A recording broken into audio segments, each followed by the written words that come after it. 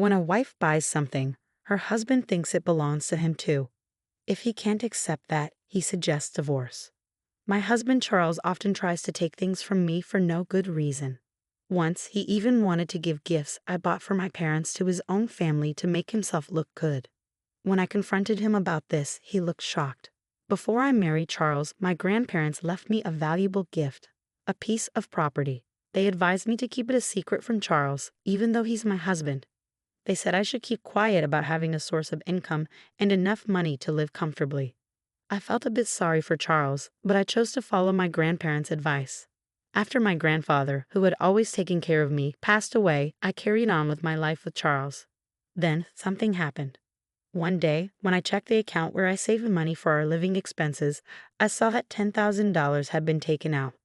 This account was mostly handled by me and meant to cover the cost of living that Charles and I shared. It was a significant amount, and I couldn't recall withdrawing it myself. It seemed inevitable that Charles was the one who had taken it out. That evening, when Charles returned home, I confronted him about it. "Hey, $10,000 are gone from our living expenses account. Do you know what happened to the money?" "Yeah, I lent it to my mom. She was in some trouble," he replied casually, confirming that Charles had indeed lent the money to my mother-in-law, Lisa. "And you didn't think to inform me beforehand?" "It's all right, though. It's money I earned, so it's not a big deal. We have savings, so losing that amount won't hurt us. If Lisa needed help, I understand why you did it, but it would have been nice to hear about it from you first. After all, the account is for both of us. If it had been his own personal account from when he was single, it would have been acceptable. But withdrawing a large sum from our joint account without discussing it was a bit too much." When I sighed heavily at Charles's selfishness, he frowned and gave me an irritated look. Fine. I'll tell you next time." Charles dismissed me, clearly annoyed, and quickly walked away to the bathroom. I felt uneasy about the situation. He hadn't acted like this when we first got married. He used to listen to me sincerely. Is this how relationships change over time? A few days later, I had no choice but to visit my in-laws' house to deliver a package that had been mistakenly delivered to our address. "Oh, Megan, thanks for making the trip all the way here. Why don't you come inside since you've come all this way?" I had planned to just drop off the package at the door, but I couldn't refuse my parents-in-law's invitation, so I ended up in their living room, having tea.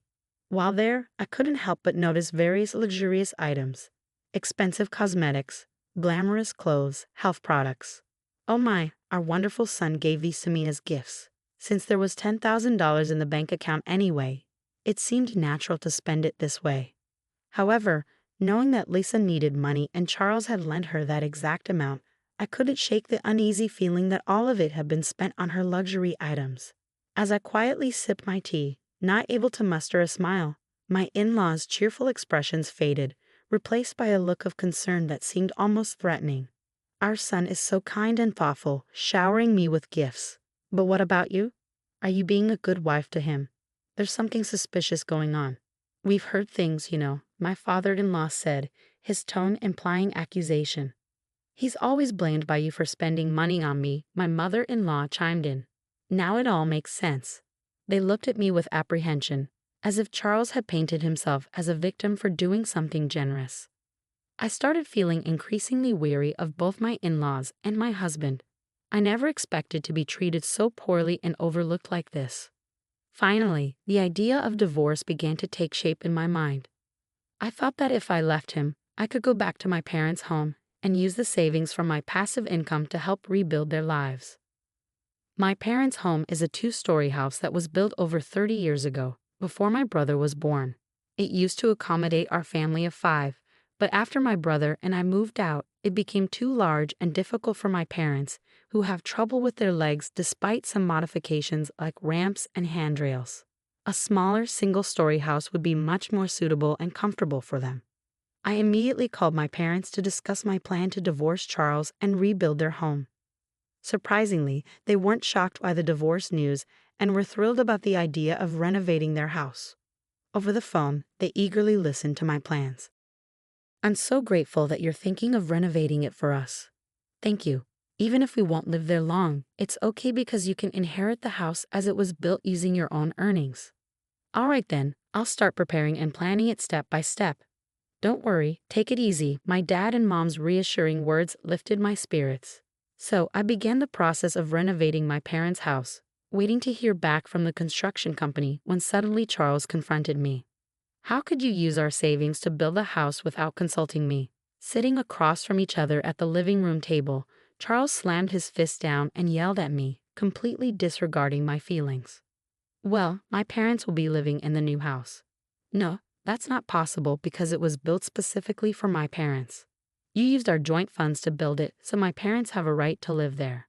Are you expecting 4 people to squeeze into that small one-story house? Shut up.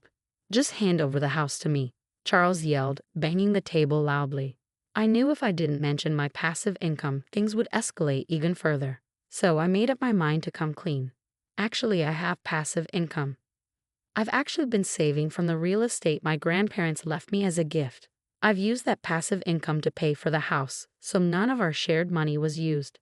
As I admitted this, feeling guilty for breaking my promise to my grandparents, Charles in front of me shook his shoulders and began banging the table even harder. What kind of wife hides her income? You're playing with my money and hiding yours like this. As his anger flared and his face turned red, I realized why my grandparents had advised me to keep my passive income secret. Perhaps they already knew what kind of person Charles was. I'll take the house as part of the divorce settlement. And remember, the house you built as my wife is also mine. I'm the head of this family, and if you defy me, I'll divorce you. I felt nothing but despair at Charles's demands and was thoroughly fed up with him. How could I have lived with someone like him without knowing who he truly was? I had planned to use my passive income when we might no longer rely solely on Charles's earnings. It was meant as a safety net in case I couldn't work due to injury or illness. I had intended to save it to sustain our life together and share it with Charles when the time was right. But now, I have no intention of spending that money on him anymore. Feel free to take it. I stood up, leaving the table and the house. I couldn't bear to be near Charles any longer. I decided to spend the night at a business hotel to calm down, intending to return home the next day. However, when I returned the next morning, Charles greeted me with a smug smile. He approached me, holding a sheet of paper he had concealed behind his back. It was divorce papers already filled out. You lied about having passive income, didn't you? You pretended to have it to cover up the fact that you were actually taking money from our joint property, didn't you? Charles' accusation bewildered me. I had told him the truth sincerely. I hadn't lied. It's true, I have passive income. Here you go again. I know you can't live without me, Charles sneered as he forcefully placed the divorce papers into my hand. Let me know when I can move in, okay? I'm off for a drink. With that, he patted my shoulder and left, humming in a cheerful mood. In that moment, I finally saw Charles for who he truly was. He hadn't changed. He had always looked down on me since the beginning of our marriage. He never truly considered my feelings. I wasted no time. I packed my things, completed the divorce papers right then and there, and left. I decided to stay with my parents temporarily and explain everything to them. We agreed that I would live with them until the new house was ready. The next day, I was dismayed to find my phone filled with missed calls from Charles. Shortly after, it rang again. Reluctantly, I answered, hoping this would be the last conversation I ever had with him. Hello. Hey. All your stuff is gone, you know. My husband's impatient tone left me with nothing but questions. He was the one who initiated the divorce, so why was he acting so flustered now that I had actually left? Huh? We're getting divorced, so it's normal for my things to be gone. I won't be coming back, so feel free to use the empty space however you like. I wondered if he sensed something different in my tone. There was silence from my husband for a few moments. Finally, it seemed he had realized that I indeed had passive income. Then, after another pause, he spoke in a surprisingly gentle voice I had never heard before. Hey, could you let my parents live in the new house? I don't mind staying with your parents, please. I already told you it's a small one-story house.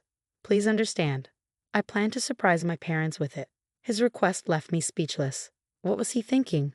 Wanting to give away a house he didn't even buy and call it a surprise? It seemed reckless beyond belief. You don't care about our savings at all, do you? I've been stressing over the money I give you as an allowance and what we save for living expenses, trying hard to manage everything. That's beside the point here. You're careless with money and leave all the hassle to others. Then act like you did everything yourself when it comes to your parents, right? As I had meticulously prepared everything for my parents, my husband suddenly fell silent, fueling my frustration even more. It's shallow of you to act like you orchestrated it all and give the house to your parents. Ultimately, you've been trying to exploit my good intentions and take control of what's rightfully mine. There's no justification for you to trample on my feelings and intentions like this. I won't hand over the house I built with all my heart and soul for my parents just so you can show off to yours. I firmly rejected Charles's proposal, and he began to loudly rant in response. But husbands and wives are supposed to help each other. We're not married anymore, are we? I've already filed for divorce. On the same day my husband, now my ex-husband, handed me the divorce papers, I submitted them to the city office. He had wanted the divorce so eagerly, and I felt it was best to move on quickly. I was already in the process of reverting all the paperwork to what it was before we were married. My ex-husband said in disbelief, "Yeah, you've already filed. Why act surprised when you're the one who wanted the divorce?" "Oh, I didn't expect you to actually leave. Let's start over. Let's talk and try to make things work this time." How could he suggest such a thing now? This is a man who used our savings for his own mother, threatened divorce, and mocked me until the very end. I had no desire to reconcile with someone like him. "No, thank you. Please give my regards to your parents," I said cheerfully before hanging up on Charles. The next day, I continued to receive voicemails and messages from him, insisting we could start over and professing his love. But I sensed his motives were only about my property and wealth. To sever all ties, I promptly blocked him and his family from contacting me. Meanwhile, the new house was completed, and my parents and I moved in, enjoying our newfound comfort. Later, I met a mutual friend who knew Charles as well. I explained that we had divorced. My friend expressed sympathy and shared what had been happening with Charles and his family. Firstly, my ex-husband abruptly submitted his resignation letter at work, claiming he no longer needed to work hard because he had acquired real estate. He then disappeared, making himself unreachable to his colleagues. However, the next day, he apparently tried to retract his resignation. His bosses understandably reprimanded him for vanishing without notice and the disruption caused by his sudden resignation letter. The company questioned him about his behavior, but Charles couldn't admit he was relying on my income, so he attempted to fabricate an explanation. Eventually, though, the truth about our divorce came to light and his lies were exposed. As a result, the company refused to reconsider his employment. Charles, who mocked my passive income as probably fake, was actually trying to benefit from my earnings and impressed his parents by giving them a house as a gift. He didn't consider me or our future at all.